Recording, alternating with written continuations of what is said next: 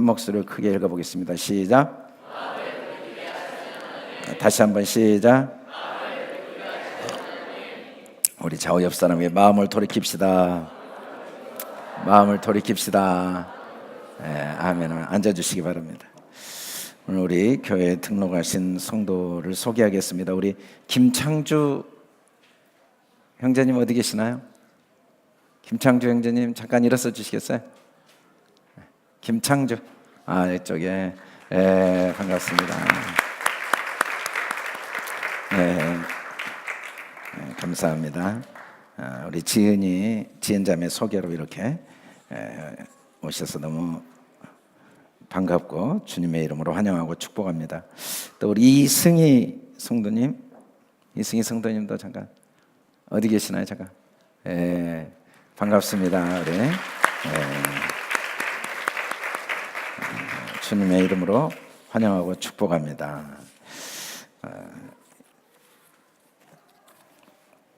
오늘 우리 이제 성경 66권 구약 39권 중에 마지막 말라기서 말씀입니다. 바벨론 포로로 끌려간 이후에 3번에 걸쳐 귀환하게 되죠. 1차 포로 귀환, 성전 기초를 놓다가 대적들의 방해로 중단됐는데 지난주까지 하게스 가랴를 통해 하나님이 격려하셔서 성전이 완공되죠. 516년에. 그리고 2차 에스라 때 또 귀환을 합니다. 3차 느헤미야 때 또 귀환을 하죠. 그리고 느헤미야는 페르시아로 복귀하고 그 후에 말라기 선지자, 마지막 선지자입니다. 100년 동안 하나님께서 이스라엘에게 행하신 기적은 상상할 수가 없습니다. 70년 포로 생활하던 그들의 삶에 희망이 없었는데 하나님이 페르시아 왕을 통해 귀환하고 또 필요한 재물도 주셨어요. 중간에 어려움이 있었지만 다시 아닥사스다 왕, 다리오 왕, 이 왕들을 통해서 하나님이 이스라엘 백성을 3번이나 귀환시키시고 땅에 정착하게 하시고 성전도 짓게 하시고 성벽도 완공하게 하시고 끊임없이 하나님이 수없이 많은 사람들을 보내고 수없이 많은 이방 왕들을 도구로 사용하시고 모든 필요를 공급하시면서 100년 동안 하나님이 지속적으로 은혜를 베푸셨는데 하나님의 은혜는 끝이 없었지만 그 끝없는 하나님의 은혜, 창세 때부터 지속된 하나님의 은혜에도 불구하고 백성들의 삶은 역시 똑같았습니다. 이 학개 말라기 무덤이 감람산에 가면 지금도 그 무덤으로 추측되는 그 무덤이 잘 보관되어 있죠. 이 말라기라는 말은 여호와의 사자란 뜻인데 제사장들, 지도자들, 백성들의 죄가 어떠한가를 구체적으로 이야기하시고 그 죄에 대한 여호와의 사자의 경고와 심판 그리고 위로와 회복을 이야기하고 여호와의 날, 마지막 여호와의 날에 대한 이야기가 말라기 4장까지 나오는데 말라기서 마지막 절 4장 6절의 결론은 아버지께로 마음을 돌이키게 하는 게 창세기부터 말라기까지 성경의 결론이라고 말씀합니다. 성경 구약 39권의 모든 결론은 마음을 아버지께로 돌아오라. 성경에 보면 하나님은 우리를 아들, 너는 내 아들이라고 말씀하셨죠. 내가 자식을 양육했는데 그들이 나를 거역했다. 폐륜, 자기 부모가 자기를 낳아주고 길러줬는데 부모로 인정하지 않는 폐륜, 이게 인간이 하나님께 지은 죄의 근본이라고 말씀합니다.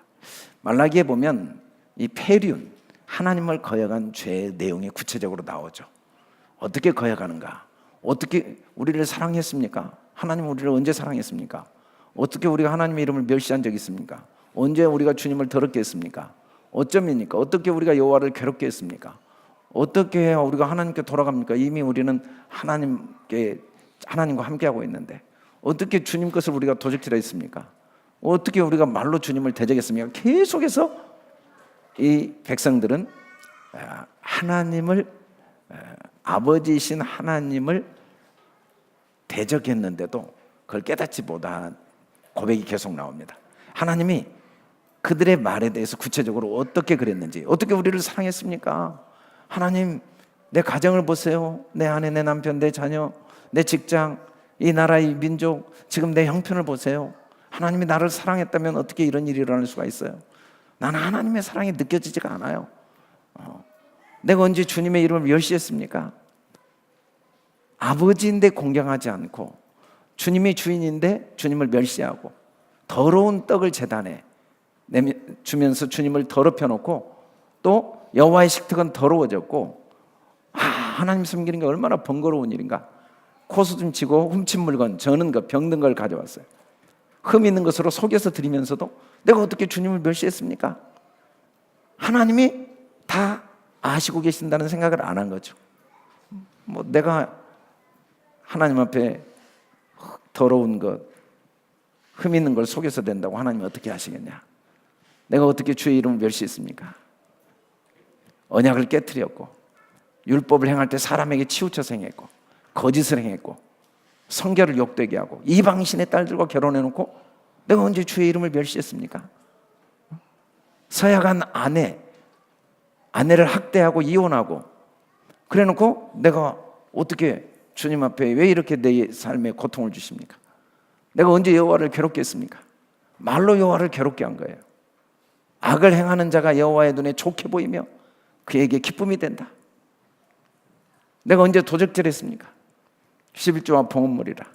도적질하고도 내가 언제 도적질했습니까? 내가 언제 말로 주를 대적했습니까? 완악한 말로 주를 대적하고, 하나님 섬기는 게 헛되다.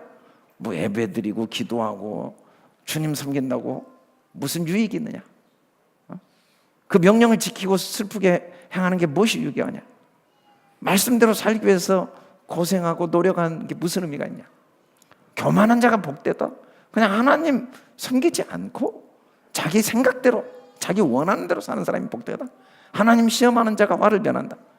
야, 그 다 쓸데없는 거야. 어차피 세상 사는 건 돈으로 사는 거고, 네 능력으로 사는 거고, 네 힘으로 사는 거야. 하나님 잘 믿어도 소용없어. 그렇게 말로 주를 대적하고도 언제 대적했는가? 말로 끊임없이 하나님을 우습게 여기고. 근데 하나님은 뭐라고 하시냐면, 내가 너를 사랑했다. 야곱을 사랑하고 에서는 미워하였으며 그 산들을 황폐하게 하고 그 산업을 광야 이리들에게 넘겼느니라. 이 하나님의 사랑이 뭔가를 가르쳐 주신 말씀인데, 로마서 9장에 보면 오직 긍휼히 여기시는 하나님의 사랑이 우리를 지금까지 사랑하신 이유다. 하나님의 사랑은 전적으로 하나님께 있는 거죠. 야곱은 사기꾼입니다. 에서보다 훨씬 나쁜 사람이에요. 형을 속였고 아버지를 속이고 아주 이기적이고 아주 철저하게 자기중심적이었죠. 그런데 하나님은 야곱의 행동과 아무 관계없이 야곱을 처음부터 끝까지 사랑하신 거예요. 하나님의 사랑은 절대적이고 무조건적이죠. 우리의 행위대로 하면 무조건 우리는 지옥불에 던져져야 되는데, 하나님의 일방적으로 사랑하신 거예요. 하나님은 우리를 향한 자기 사랑이 십자가를 통해 확증되었다고 말씀합니다. 또 하나님만이 그 이름이 높임을 받으실, 모든 민족 중에 크게 되실 유일한 큰 임금이시고, 정말 우리가 두려워해야 될 유일한 왕이세요. 하나님이 이 세상을 창조하시고 지금도 통치하고 계세요. 그리고 무엇보다 하나님은 우리에게 생명과 언약의, 평강의 언약의 말씀을 주셨죠. 하나님, 이 기록된 성경 말씀을 통해 하나님께서 우리를 생명과 평강으로 인도하시고 우리에게 진리의 법을 주시고 우리를 화평과 정직함으로 하나님과 동행할 수 있도록 하나님이 매 순간 우리를 도와주시고 계시죠. 또 우리가 죄를 지었을 때 하나님은 우리를 깨끗게 하십니다. 우리를 죄 가운데 있을 때 얼굴에 똥을 바르게 하신 이유는 뭐냐면, 우리 스스로 죄를 돌이키지 못할 때 죄와 함께 멸망받을 우리를 징계하시고 그 죄를 제하시기 위해서. 우리를 왜 시련과 고난을 주시는가? 우리 속에 있는 불순물을 제거하고 우리를 금과 은으로 만드시기 위해서. 왜 우리를 그 고통스러운 표백제에 집어넣으시는가? 우리의 안에 있는 모든 얼룩을 깨끗이 지우기 위해서, 우리를 깨끗하게 위해서, 우리를 보배롭고 존귀한 은금으로 만들기 위해서 하나님은 우리를 바벨론 포로에 보내실 때도 있고, 우리에게 여러 가지 고난과 아픔을 주실 때도 있지만 그건 전부 우리를 향한 하나님의 사랑이라는 거죠. 하나님은 변하지 않습니다.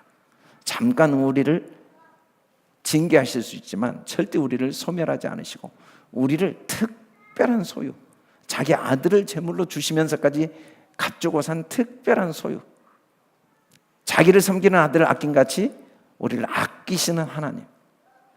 창세기부터 말라기까지 하나님의 결론은 하나님은 우리를 특별히 사랑하시는 분이죠. 변함없이 사랑하세요. 우리를 가장 아끼세요. 자기 아들을 주시기까지 우리를 아끼신 분. 하나님은 죄를 반드시 심판하십니다. 영광으로 불러. 마지막 날 영광으로 불러. 그래서 완전히 다 죄와 같이 심판하시죠. 그 심판하실 하나님께서 우리가 그 심판에 함께 참여하지 않고 구원에 참여하도록 언약의 사자를 보내시는 거예요. 언약의 사자. 이게 창세기부터 말라기까지의 하나님의 말씀의 목적입니다. 이 날이 이르기 전에 하나님의 이 최후의 심판 전에 우리가 죽어서 지옥에 가고 멸망받지 않도록 하기 위해서 하나님이 계속 언약의 사자를 보내는 거예요. 선지자 엘리야를. 히브리서에 보니까 선지자들을 통하여 여러 부분과 여러 모양으로 우리 조상들이 말씀하신 하나님은 창세기부터 말라기까지 우리에게 계속 말씀을 하시는 거예요. 우리가 그 영원한 심판의 불에 참여하지 않고 하나님의 영광의 나라에 참여하도록 하기 위해서 계속 말씀하시는 거죠. 여러 부분과 여러 모양으로. 어떨 때는 하나님이 홍해를 가르시면서 여리고성을 무너뜨리면서 하나님이 애굽의 모든 사람을 통하여 재물을 얻게 하시면서 말씀하세요. 어떨 때는 바벨론 포로로 끌려가게 하면서 풀무불에 던져지게 하면서 사자굴에 던져지게 하면서 말씀하시는 거죠.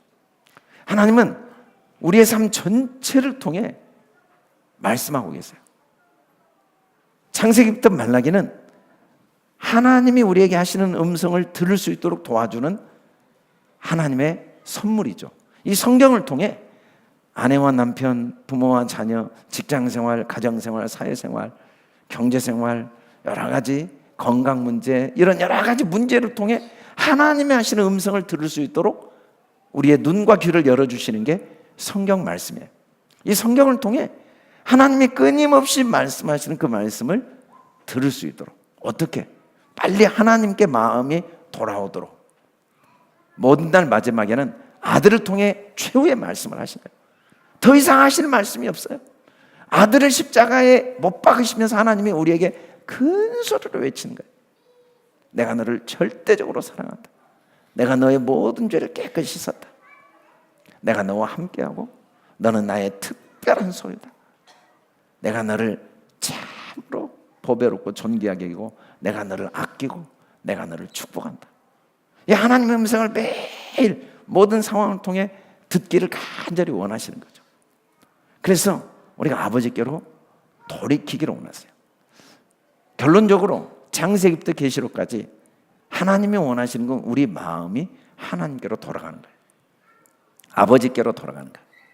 그 아버지의 마음을 자녀에게로 돌이키게 하고 자녀들의 마음을 그 아버지에게로 돌이키게 하리라. 그가는 말라기 여호와의 사자죠. 넓게 보면 우리의 삶의 모든 상황과 사건과 사람은 하나님이 나를 위해 보낸 사자입니다.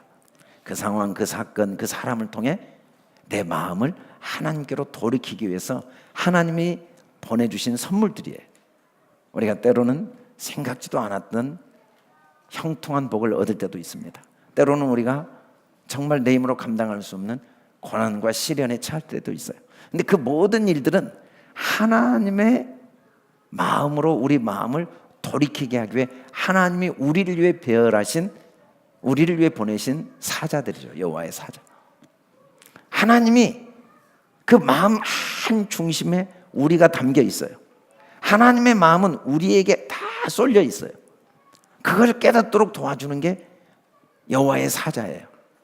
그걸 깨닫도록 도와주는 게 우리가 육신을 가지고 살아가면서 겪는 모든 사건과 상황과 모든 만남이에요. 내 부모, 이 부모를 통해 하나님의 마음을 알고 그 하나님의 마음으로 내 마음이 돌아가기를 원하신 거죠. 때로는 고난과 아픔을 통해 하나님의 마음을 깨닫고 하나님의 마음으로 돌아가게 하십니다. 제자들이 예수님에게 물어봅니다. 우리에게도 기도를 가르쳐 주십시오. 그때 예수님이 기도할 때 어떻게 해야 되는가? 아버지여, 이렇게 기도하라고. 이 땅에 오신 예수님이 오셔서 하신 가장 중요한 일은 하나님이 아버지인 걸 우리에게 확증해 준 거예요. 예수님이 이 땅에 오셔서 육신을 가지고 어린아이로 오셔서 뱃속에 마리아의 태에서 잉태되셔가지고 십자가에 죽으시고 부활하신 사건 전체는 한마디로 하나님이 우리 아버지인 걸 확증해 주시기 위한 거죠. 어떻게 돌아가야 되는가? 하나님의 아버지께로 돌아간다는 건 첫째, 입술의 지식과 율법을 구해야 됩니다. 입술의 지식을 지키고 입의 율법을 구해야 된다. 마귀는 끊임없이 우리 입에 거짓 지식을 주어요. 하나님이 내 아버지인데 고아처럼 나를 생각하게 입술의 지식을 주었어요. 여러분, 재벌이 아버지여도요, 말하는 게 다릅니다. 생각하는 게 달라요. 뭘 해도 아버지가 부자니까, 아버지가 힘이 있으니까 전혀 말하는 게 달라요. 하물며 이 땅의 왕이 아버지여도 말하는 게 다른데, 이 땅의 아버지가 재벌이어도 말하는 게 다른데, 하나님이 아버지인데 입술의 지식을 지키지 못하고, 돈 없어, 힘들어 죽겠어, 안 돼, 어쩔 수 없어, 틀렸어, 그런 말을 하는 건 우리가 마음이 아버지를 완전히 무시하는 패역한 마음이에요. 우리는 다윗의 고백과 같이 광야에 있을지라도, 사망의 음침한 골짜기에 다닐지라도 나는 부족함이 없다는 입술의 지식이 말에 지켜져야 돼요. 다니엘의 친구들이 풀무불에 던져질지라도 하나님 아버지께서 이 불 가운데 나를 지켜주실 걸 믿습니다. 아니, 지켜주시지 않을지라도 우리는 왕에게 절하지 않습니다. 더 좋은 걸 하나님이, 불로 태워 죽어도 더 좋은 걸 하나님이 주실 걸 믿기 때문에. 아멘. 하나님은 우리가 정말 이 땅에서 아버지에게 마음이 돌아오기를 원하세요. 아멘. 창세기부터 말라기의 핵심은 우리 입술의 지식이 지켜지고 입에서 율법을 구하기를 원하는 거예요. 여러분, 입술에도 뇌가 있는데 입술의 지식이 지켜지려면 수천 번 반복한 것만 입술에 지켜져 있습니다. 하나님은 우리가 입에서 수없이 율법을 구하기를 원해요. 율법은 토라. 하나님이 나를 사랑한다. 하나님이 나를 창조하셨다. 하나님이 나를 보호하신다. 하나님이 나를 지키시고 인도하신다. 하나님이 나를 위해 모든 걸 예비하셨다. 하나님이 나의 아버지가 되셔서 나를 반드시 천국으로 인도하신다. 이게 토라의 전부입니다. 이것이 내 입에 가득하고 수없이 반복돼서 입술에 여호와의 지식이 딱 지켜져야 돼요. 아멘.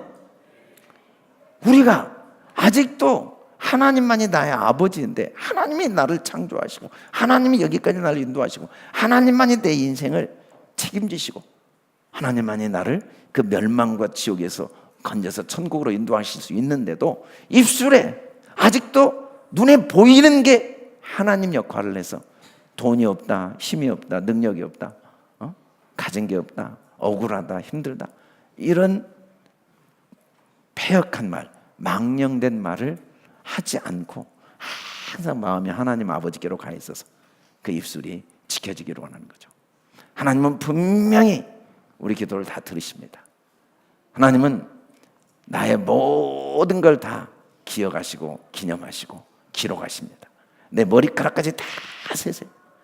하나님이 반드시 나의 모든 걸 아실 뿐 아니라 나를 특별한 소유로, 하나님의 소유로 삼으시고 나를 아껴주시는 분이라는 걸 항상 입술로 고백해야 돼. 우리는 나는 쓸모없어, 나는 부족해, 나는 능력이 없어, 내가 내 인생의 주인이면 그 말에 내용이 진실할 수 있지만 우리 인생의 주인이 내가 아니니까 그건 거짓이죠, 거짓. 두 번째는 하나님은 우리가 하나님께 마음을 돌이키는 사람이 되기를 원하시는 그 구체적인 내용이 뭐냐면 경건한 자손이 되기를 원하세요. 경건한 자손. 경건한 자손. 2장 15절에 같이 한번 2장 15절 읽어봅시다. 시작. 그에게는 영이 충만하였으나 오직 하나를 만들지 아니하셨느냐. 어찌하여 하나만 만드셨느냐.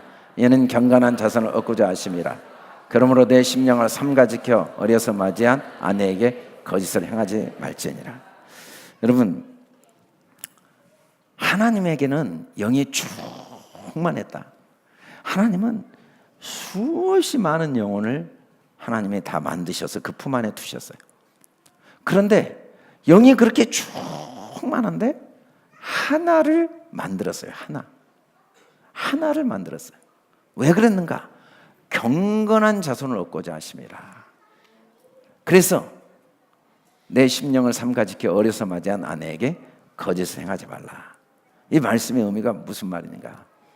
영이 충만한 수백억 수천억 영이 충만한데도 하나님이 오직 하나를 만들었다. 이 말씀이 무슨 말인가? 창세기에 보면 하나님은 모든 걸 종류대로 처음부터 만드셨습니다. 모든 새를 종류대로 만들었어요. 새 종류가 얼마나 많은지 동시에 만들었어요. 물고기 종류가 얼마나 많은지 동시에 만들었어요. 땅의 생물들도 동시에 만들었어요. 수없이 많은 생물들. 땅의 짐승들도 다 종류대로 만들었어요. 땅에 기는 것도 다 한꺼번에 종류대로 만드셨어요. 하나님 한꺼번에 온 지구에 종류대로 다 만드셨어요. 그런데 사람은 얼마나 종류가 많은지 헤아릴 수가 없어요. 언어, 인종, 얼굴, 표정, 말투, 모습, 종류가 새의 종류는 저리 가라예요. 짐승의 종류는 저리 가라. 그렇게 종류가 많은데 하나님은 사람을 창조하셨어요. 한 사람을 창조하셨어요. 한 사람을 창조하셨어요. 그 다음에 남자와 여자를 창조하셨어요. 어떻게? 처음에 흙으로 한 사람을 지으셨어요. 종류대로 지은 게 아니에요. 온 우주의 모든 생물들은 종류대로 지으셔놓고는 사람은 딱 한 사람을 지었어요. 그리고 그 사람에게서 갈빗대를 취해서 여자를 만들어서 남자와 여자라고 이야기하시고, 그리고는 다시 또 둘이를 합하여 한 몸이라고 말씀하신 거예요. 하나님이 사람도 종류대로 만들 수 있었어요. 얼마든지 종류대로 내라. 그러면 온 지구에 흑인종, 백인종, 황인종 뿐 아니라 그냥 수없이 많은 종류대로 온갖 사람을 만드실 수 있었는데 아담 한 사람만 딱 만드신 거예요. 그리고 그 아담 한 사람에게서 뼈를 꺼내서 여자를 만들었어요. 이 이유가 뭡니까? 성령이 하나 되게 하신 걸 힘써 지켜라. 왜? 사람은 다 하나예요. 한 몸, 한 몸이에요. 성령도 한 분이고 부르심도 소망도 주도 믿음도 세례도 하나님도 한 분이시고 만유의 아버지, 만유에 계시고 만유를 통일하시고 만유 가운데 계신 하나님 안에 우리는 딱 하나예요. 하나. 그에게 온 몸이 각 마디를 통하여 도움을 받음으로 연결되고 결합되어 각 지체의 분량대로 역사하여 그 몸을 자라게 하며 사랑 안에 스스로 세우니라. 우리는 보이지 않는 하나님의 몸으로 전부 한 몸이에요. 한 몸. 한 몸. 사람은 하나님이 전부 하나로 만드셨어요. 여러분, 몸이 손가락이 아프면 내 몸 전체가 고통을 느껴요. 발이 아프면 내 몸 전체가 불편함을 겪게 돼요. 입이 아프면 내 몸 전체가 밥을 못 먹고 약해져요. 눈이 약해지면 내 몸 전체가 길을 잃고 방황하게 돼 있어요. 눈이 눈 문제가 아니고 내 문제예요. 손이 손 문제가 아니고 내 문제예요. 발이 발 문제가 아니고 내 문제예요. 사람은 짐승과 뭐가 다르냐면 우리 모두가 다 하나예요. 하나.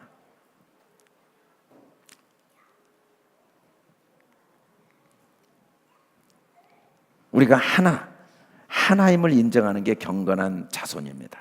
마귀란 말은 디아블로스는 분리란 뜻이에요. 너는 너고 나는 나야. 네 고통이 나하고 무슨 상관이 있어? 네가 괴로운 게 나와 무슨 상관이 있어? 하고 남을 무시하고 남의 마음을 아프게 하고 남에게 무관심하고 남의 가슴에 상처를 주고, 이게 남의 일이 절대 못 돼요. 전부 내게로 다 돌아와요. 내게로 다 돌아와요. 여러분 부메랑을 한번 던져보세요. 던지면 반드시 내게로 돌아옵니다. 왜 돌아오냐면 그렇게 만들어져서 그렇게 돌아오는 거예요. 우리는 한 몸으로 만들어졌기 때문에 우리가 누구에겐가 한 모든 게 곧 내게로 다 돌아오게 돼 있어요. 반드시.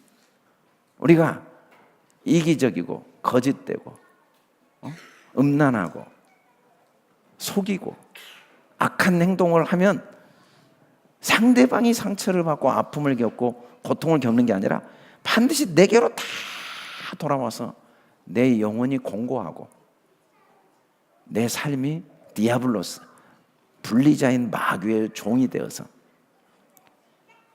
그 안에 평강과 생명이 없어. 환난과 공고가 항상 나를 따라다녀. 악을 행하는 자, 경건한 자손이 되지 않고 악을 행하는 자, 환난과 공고가 따라. 이 경건한 자손을 얻기 위해서 하나님이 처음부터 한 몸. 그래서 아담과 우리는 하나예요.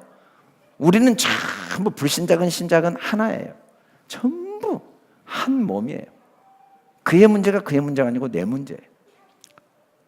이 마음을 아는 사람이 하나님께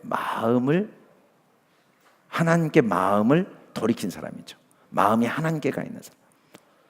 가정은 특별히 하나님이 아내와 남편을 하나님께서 하나로 묶으심으로써 이 온 세상이 하나 되게 하는 하나님의 지혜예요.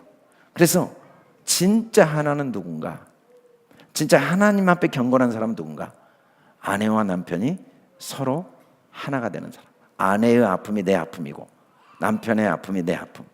아내의 기쁨이 내 기쁨, 남편의 기쁨이 내 기쁨. 벌거벗었지만 서로 부끄러워하지 않고. 그래서 우리가 진짜 하나님께 마음이 돌아간 경건한 자손이라는 증거는 뭐냐면 서로 가까운 사이의 허물을 말하지 않는 것. 나는 나를 위하여 내 허물을 도말하는 자니 내 죄를 기억하지 아니하리라. 하나님이 왜 우리 허물을 말하지 않는가? 왜 우리 허물을 도말하시고 십자가에 흘리신 피로, 그 보배로운 피로 우리 허물을 덮으셨냐면 하나님의 문제로 생각했으니까. 내 죄 문제를 내 문제로 보시지 않고 그걸 자신의 문제로 생각하고 나를 위하여 내 허물을 덮는다. 부모가 자식의 죄를 왜 용서하냐면 자식의 문제가 아니고 그게 내 문제라고 느끼니까 자식의 문제를 덮어준 것처럼 하나님이 우리 허물을 덮어주신 거죠. 우리가 가정에서 이게 한 몸이다, 한 몸이다 라는 걸 항상 말과 생각으로 실천하는 게 진짜 경건한 하나님의 사람들입니다. 우리가 아무리 찬양하고 아무리 기도하고 아무리 사회적인 명성을 얻고 부를 얻고 온갖 걸 다 얻어도 경건이 없으면, 경건의 능력이 없으면 그 안에 환난과 곤고가 가득하고 부끄러움과 수치가 따르고 그리고 결국은 열매 없는 쭉정의 인생이 됩니다. 그러나 우리가 경건한 자손이 되면 하나님께서 반드시 우리의 삶을 영화롭고 존귀하고 생명과 평강과 존귀와 영광을 주세요. 그 삶의 출발점이 부부가 서로 한 몸이 되는 거고 구체적으로 서로의 허물을 덮어주는 거예요. 다른 사람의 허물을 다 덮어주진 못해도 내 아내, 내 남편은 내가 연약함을 감싸주고 가장 보배롭게 여기고 가장 존귀하게 여기고 가장 귀하게 여기는 경건의 자손. 마귀는 이 세상을 온통 육신의 정욕에 빠져서 철저하게 환난과 공고 속에 정말 우리가 입에 담을 수가 없을 정도로 초등학교부터 나이가 80, 90대도 완전히 이 육신의 노예가 되어서 마귀의 종이 되어서 경건한 자손들이 다 없어진 거예요. 교회 와서 아무리 기도하고 찬양해도요, 진짜 경건은 가정에서 내 아내와 내 남편의 허물을 서로 덮어주는 그 사랑을 구하는 자. 중국의 관중과 포숙이라는 사람의 이야기는 아주 유명하죠. 그래서 관포지기, 둘이 원래 생선 장사였거든요. 그런데 이 제나라의 관중이 제나라 역사상 가장 위대한 재상 중에 한 명이 된 과정을 소개한 게 이 관포지기예요. 둘이 생선 장사하는데 아주 관중은 철저하게 기회주의, 이기주의예요. 같이 장사해서 이익을 몰래 빼돌리고, 또 장사할 때는 고생은 포숙이 다 하는데 뒤에서 적당히 하고.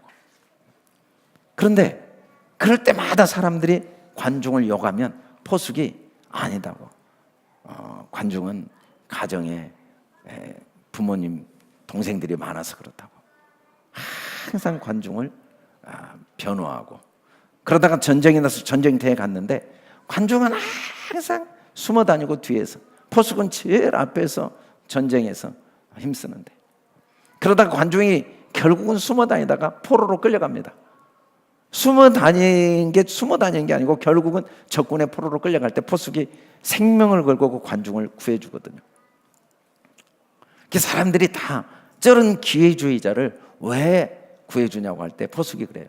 아니라고.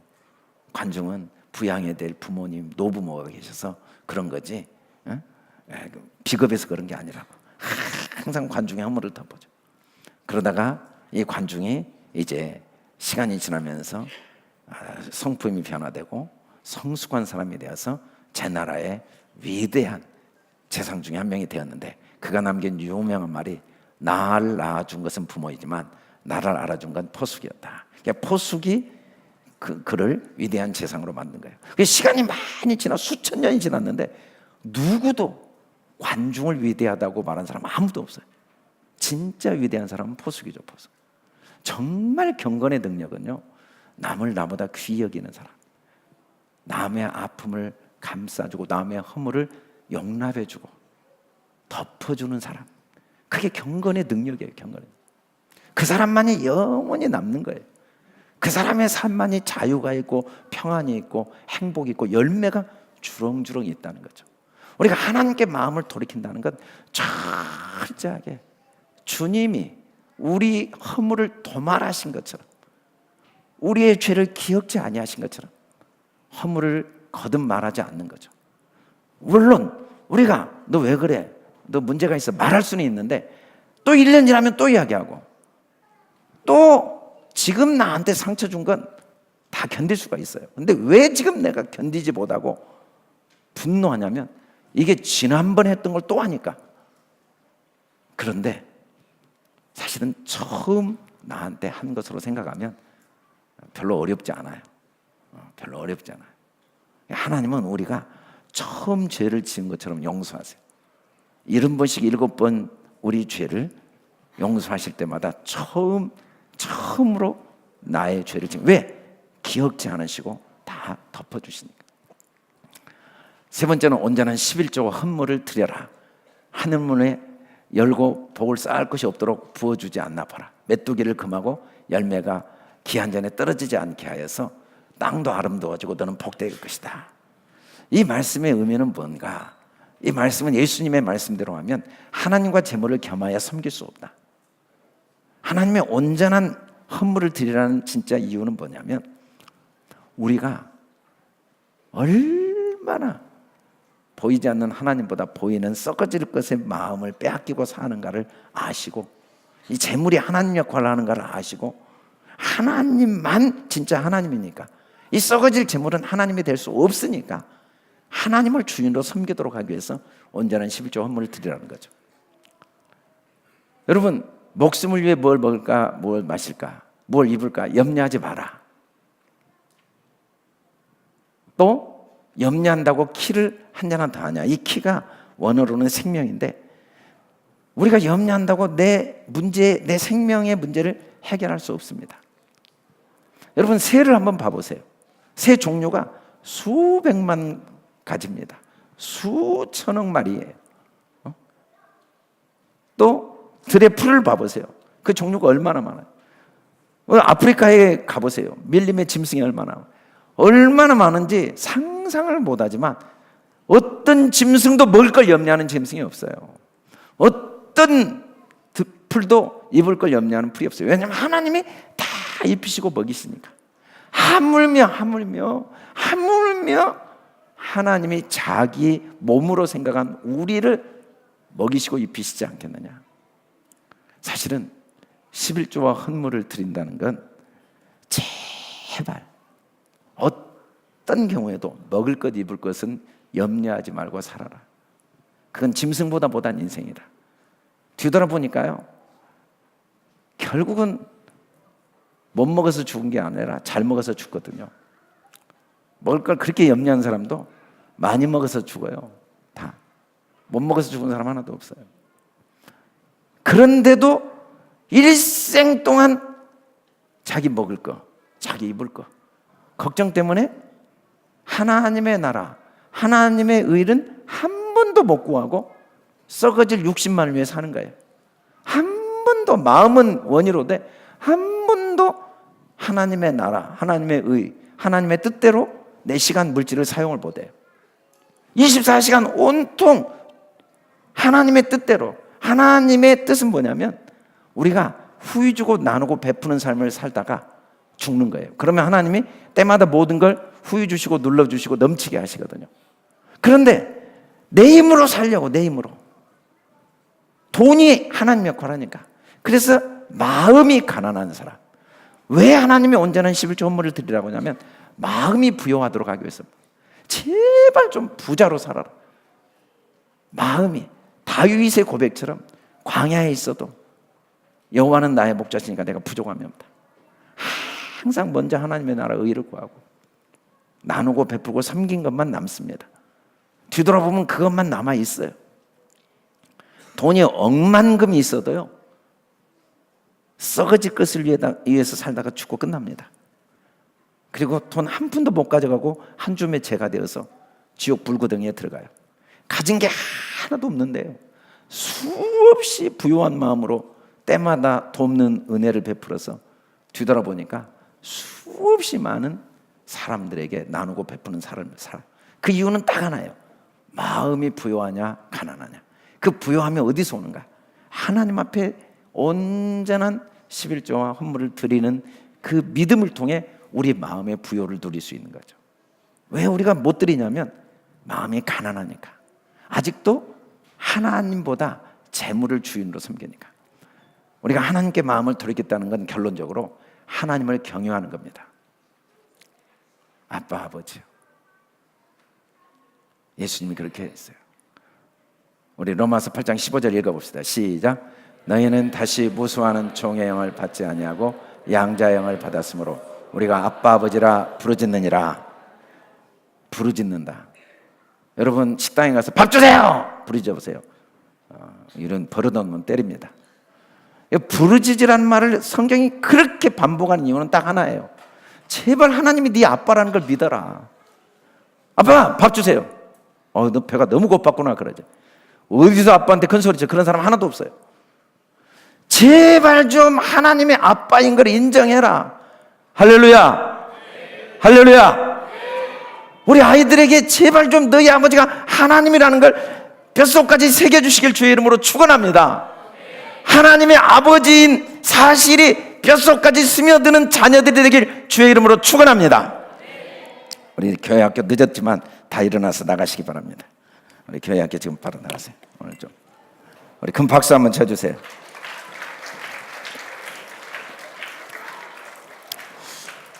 할렐루야.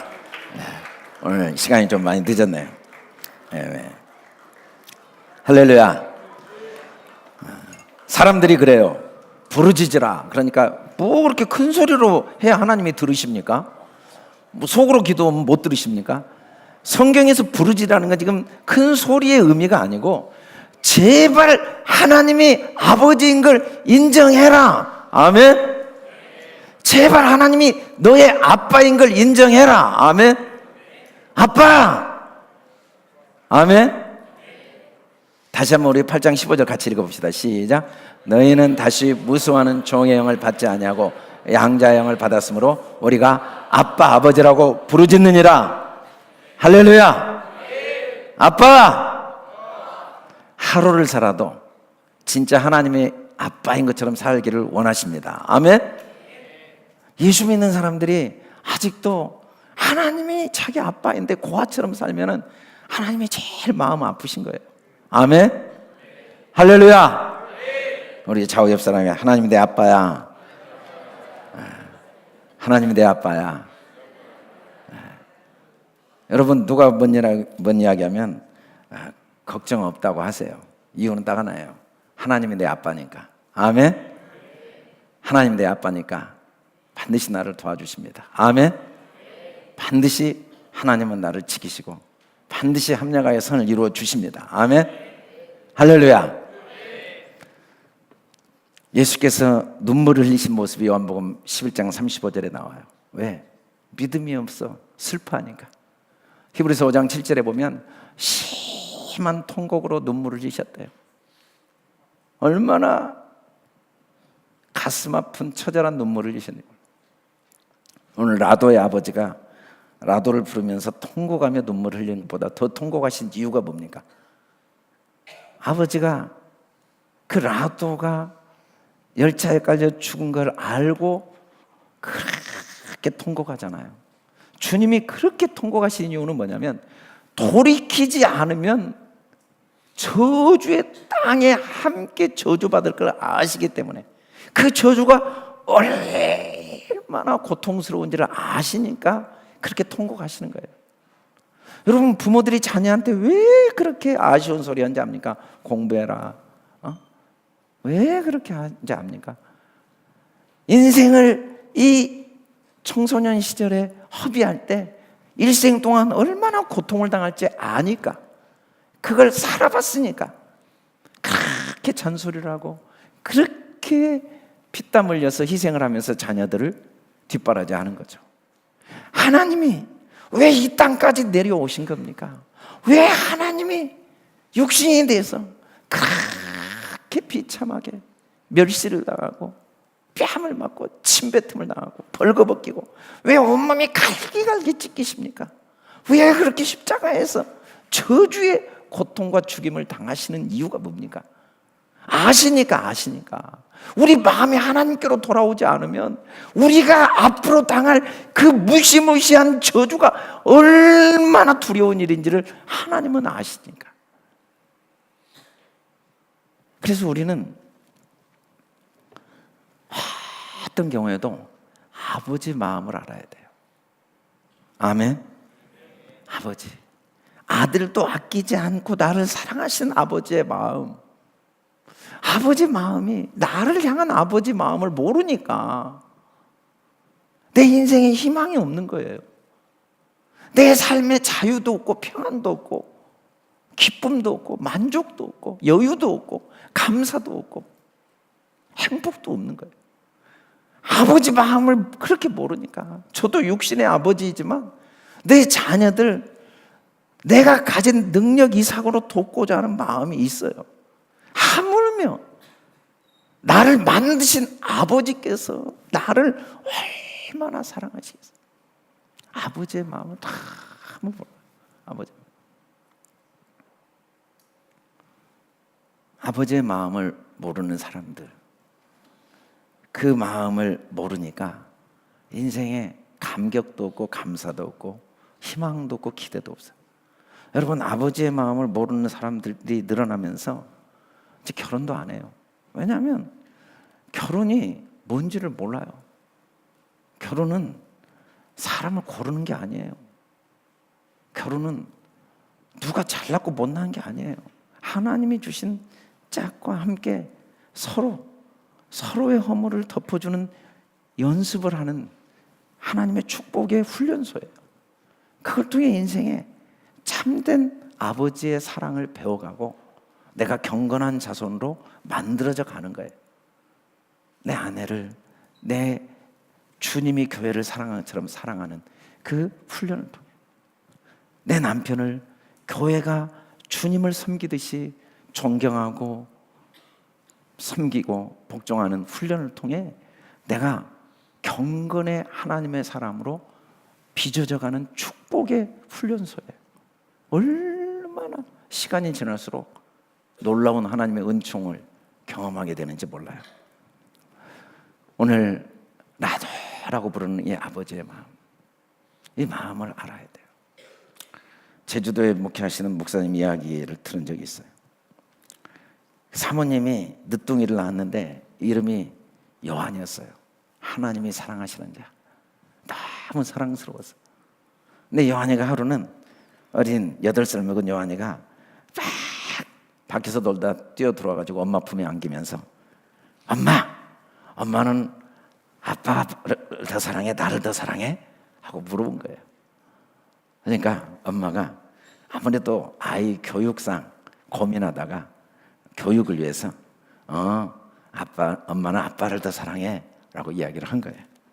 그러니까 아이가 엄마 품에 딱 안겨있다가 갑자기 나는 엄마를 더 사랑해 하고 뛰쳐나간 거예요. 근데 그 아이가 어느 날 학교를 가다가 신호등을 어긴 트럭에 치여 죽게 됩니다. 그리고 이제 경찰서에서 조사를 하고 있는데 그 이야기를 들은 요한의 아버지가 목사님이 경찰서에 와서 이 운전수를 용서해 주라고 탄원을 하죠. 그리고 재판장인걸서도 이 운전수를 용서해 주라고 탄원하면서 복음을 전합니다. 요한복음 3장 16절 하나님이 세상을 이처럼 사랑하사 독생자를 주신 이는 저를 믿는 자마다 멸망치 말고 영생을 얻게 하리라. 복음을 전해요. 근데 알고 보니까 이 운전수가 권사님 아들이었는데 그 권사님 아들 중에 유일하게 신앙생활을 안 하고 있는 아들 하나였어요. 이 사건을 통해 이 운전수가 나를 위해 목숨을 내어주신 주님의 사랑을 깊이 영접하게 되죠. 자기 아들을 치어 죽인 자기를 끝까지 용서해 주도록 탄원하는 이 목사님을 통해 복음을 깊이 영접합니다. 그리고는 이제 이 목사님하고 사모님의 아들을 화장하면서 그동안 참았던 눈물이 폭포수처럼 쏟아지는 거예요. 요한아 사랑한다. 아버지가 통곡을 하면서 우는데 어머니도 그 옆에서 참았던 눈물이 쏟아져 나오는 거예요. 그리고 하는 말이에요. 요한아 사실은 나도 너를 더 사랑해. 요한아 너를 더 사랑해 하고 통곡을 하고 우는 거예요. 그때 그 아버지가 하나님의 음성을 듣게 되죠. 야, 나는 아직도 아들이 3명이나 있는데 이 늦둥이에 죽어서 이렇게 가슴이 찢어지는데 하나밖에 없는 아들을 나를 위해 내어주신 하나님의 마음은 어땠을까? 그때서 하나님의 마음이 좀 느껴진 거예요. 내가 이 아들을 잃고 이제서 하나님 마음을 아는 이제서 사람 굿이라는 효자가 조금 됐구나 하는 걸 깨달았대. 여러분 하나님의 마음은 찬송가 가사처럼 하늘을 두루마리 삼고 바다를 먹물 삼아도 그 사랑을 다 기록할 수가 없습니다. 한 번밖에 없는 인생이 창세기부터 계시록까지 말라기서의 결론이 뭐냐면 아버지의 마음을 알아라. 제발 너를 향한 내 마음을 알아라. 내가 너를 어떻게 사랑해? 그 사랑 안에서 좀 여유도 갖고 용납도 하고 존중도 하고 배려도 하고 감사도 하고 희생도 좀 하고 헌신도 좀 하고 고난 속에서도 즐거워하고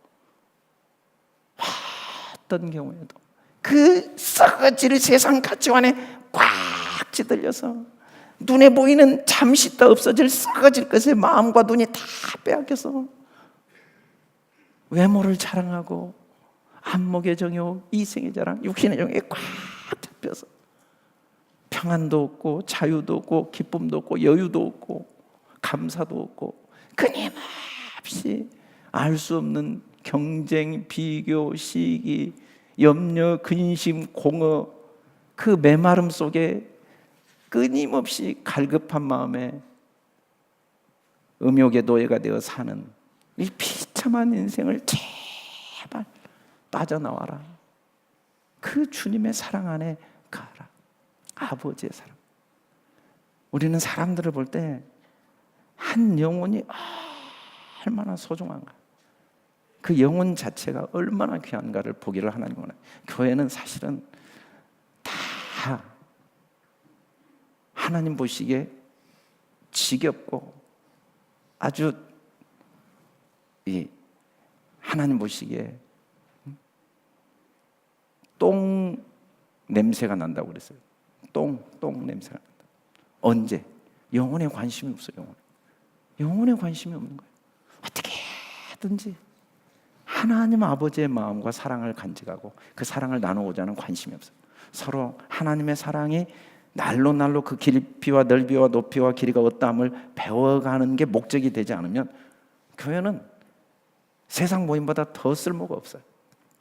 교회 와서마저도 돈 자랑하고 명예 자랑하고 권력 자랑하고 외모 자랑하고 뭐 눈에 보이는 걸 자랑한다면 이게 세상보다 더 썩은 냄새가 나는 거죠. 교회는 주님 은혜 사랑 안에서 끊임없이 그 사랑으로 모든 사람을 나보다 귀히 여기고 서로를 배려하고 존중하고 용납하기 위한 몸부림, 그런 우리 말라기서의 결론, 창세기부터 계시록의 결론은 아버지의 마음입니다. 아버지 마음이 있는 곳에 우리 마음이 있기를 주의 이름으로 축원합니다. 우리 다 같이 일어나 선포하고 찬양하겠습니다. 할렐루야. 시작. 있을지어다 그대로 되니라.